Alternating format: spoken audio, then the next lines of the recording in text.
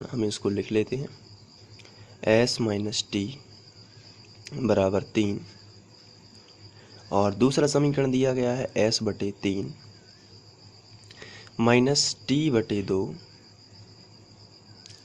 बराबर 6। यहाँ पर आप देख रहे हैं जो समीकरण 1 है ये तो एक ही लाइन में लिखा हुआ है, इसके बटे में कुछ भी नहीं है, तो इसे तो हम समीकरण 1 बना सकते हैं। लेकिन इसे जो हमारा दूसरा समीकरण हमें दिया गया है इसमें हमें बटे में संख्याएं लिखी हुई दिखाई दे रही हैं, तो हम चाहते हैं कि ये जो दूसरा समीकरण है ये भी समीकरण 1 की भांति एक ही लाइन में हो, इसमें कोई बटे में ना हो। तो इसको थोड़ा हम व्यवस्थित करेंगे और आप इसको रफ में समझेंगे किस तरीके से व्यवस्थित करना है।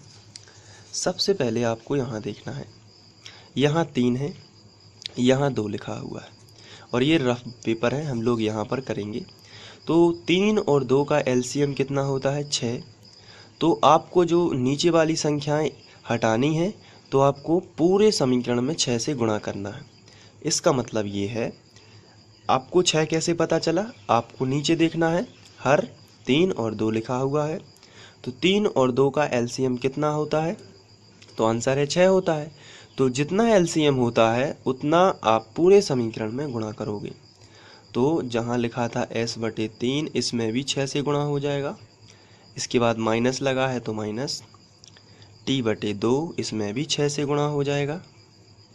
इसके बाद बराबर लगा है तो बराबर, 6 लिखा है तो 6 और इसमें भी 6 से गुणा हो जाएगा। आप देख रहे हैं कि ये जो पूरा समीकरण था इसमें हम लोगों ने क्या किया है, 6 से गुणा किया हुआ है। अब आप नीचे यहाँ से कैंसिल आउट करेंगे, 3 एकम 3 और 3 दूनी 6, 2 एकम 2 और 2 तिया 6। तो यहाँ पर हमें मिलेगा 2 का गुणा s में हो जाएगा तो आएगा 2s माइनस 3 का गुणा t में होगा तो आएगा 3t बराबर 6 × 36। तो ये जो है एक ही लाइन में है, अब इसके बटे में कुछ नहीं है, तो ये समीकरण एक जैसा ही बन गया। 2s माइनस 3t बराबर 36 यानी कि एक ही लाइन में है। तो अब हम इसे जाके समीकरण 2 बना सकते हैं। तो हमें फेयर में थोड़ा सा लिखना पड़ेगा, पूरे समीकरण में 6 से गुणा करने पर।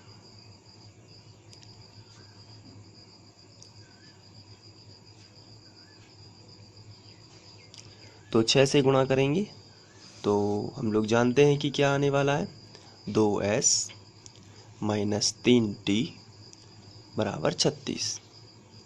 तो इस तरीके से आप गुणा करेंगे।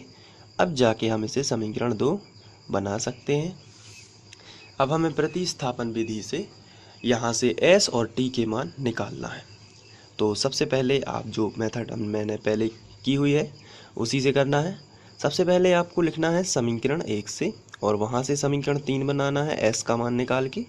तो आपको लिखना है समीकरण 1 से। समीकरण 1 आपको पूरा लिख लेना है जो कि लिखा है s माइनस टी बराबर 3। पिछला सवाल x y वाला था तो वहाँ से हमने x का मान निकाला था, लेकिन ये जो प्रश्न है ये t वाला और s वाला है, तो यहाँ से हम s का मान निकाल लेंगे। तो s का मान हमें चाहिए है तो हम जो माइनस का t है इसका पक्षांतर इस तरफ करेंगे। तो चलिए पक्षांतर करते हैं।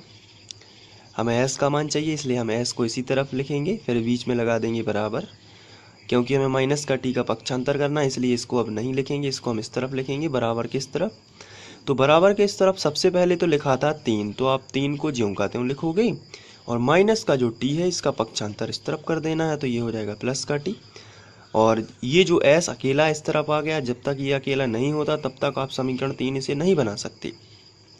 लेकिन यहाँ पर ये s अकेला हो चुका है इसलिए आप यहाँ जाकर इसे समीकरण 3 में बदल सकते हैं।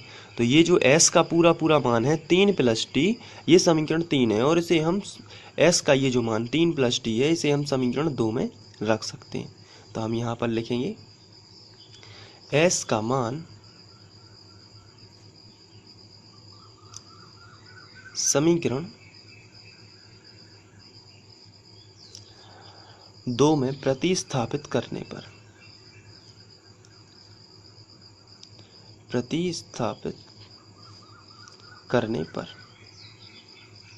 तो हम समीकरण 2 में प्रतिस्थापित कर देते हैं। समीकरण 2 हमारा ये है 2s माइनस 3t बराबर 36। तो यहाँ पर सबसे पहले लिखा है 2, तो आपको यहाँ पर लिखना है 2।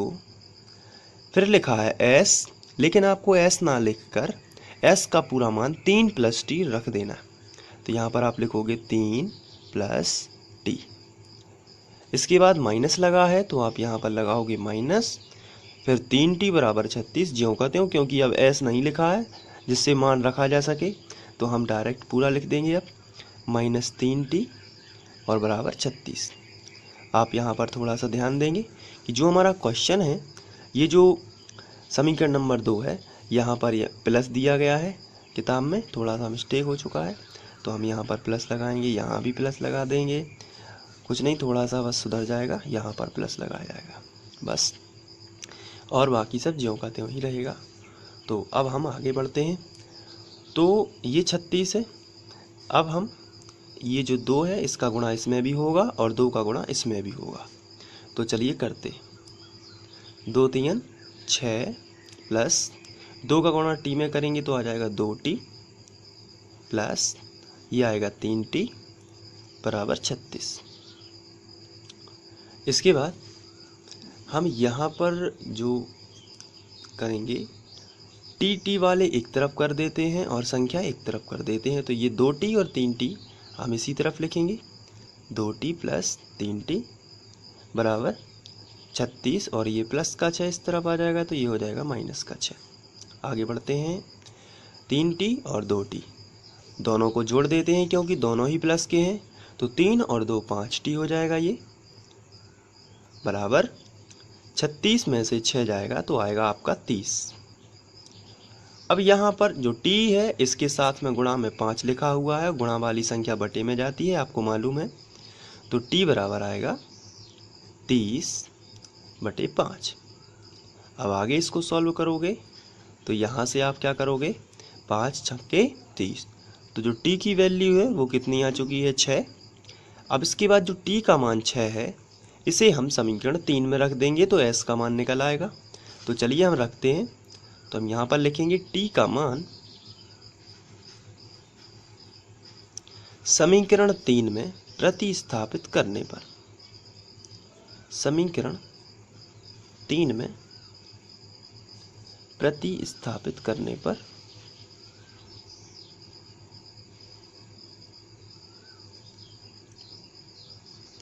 तो चलिए प्रतिस्थापित कर देते हैं।